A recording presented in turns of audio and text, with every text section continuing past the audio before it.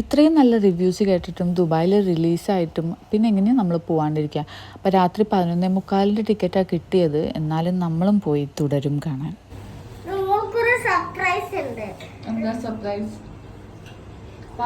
പല്ല് പോയി. എങ്ങനെയാ പോയേ? ആരാ പച്ച? ഓ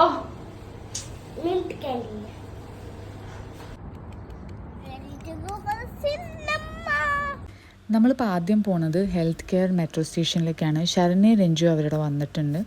അപ്പം നമ്മൾ അവരെയും പിക്ക് ചെയ്ത് നേരെ തിയേറ്ററിലേക്ക്. ഗാച്ചിറ്റയും ബെങ്കു നമ്മളെ അവിടെ ജോയിൻ ചെയ്യും എന്നാണ് പറഞ്ഞേക്കണത്.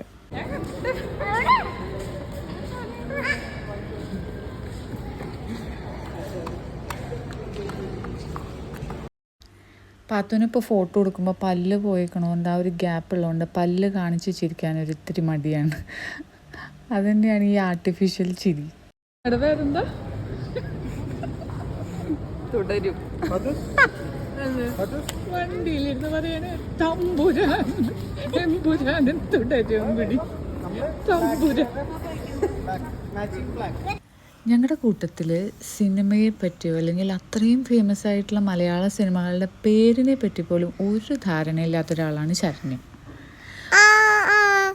എമ്പുരാൻ പോലും അറിയാത്താളാ.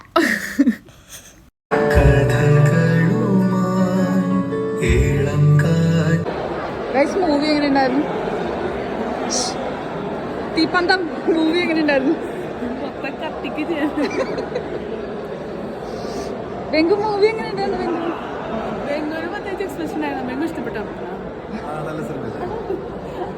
നല്ലതായാലും ചീത്ത എമ്പുരാൻ കണ്ടപ്പോഴതെ മോശമാട്ടോ.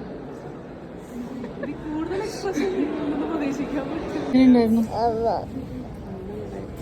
Super super. നല്ലോടാ ഇഷ്ടമായ? അപ്പം സിനിമയൊക്കെ കഴിഞ്ഞ് നമ്മൾ എല്ലാവരും വീട്ടിലെത്തിയത് ഏതാണ്ടൊരു വെളുപ്പിന് 3 മണിയായി.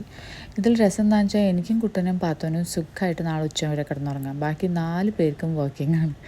പിന്നെ ആർക്കും അത്ര ഒരു ബുദ്ധിമുട്ട് തോന്നാച്ചെന്ന് വെച്ചാൽ നല്ല സിനിമയായിരുന്നു, എല്ലാവർക്കും ഇഷ്ടമായി. അതുകൊണ്ട് പിന്നെ വലിയൊരു കുഴപ്പമില്ല. നിങ്ങളും അതേ പറ്റിയാൽ പോയി കാണണം. നമ്മൾ ഈ അടുത്ത് കണ്ടതിൽ വെച്ച് ഏറ്റവും നല്ലൊരു സിനിമ. എല്ലാവരും എൻജോയ് ചെയ്തു.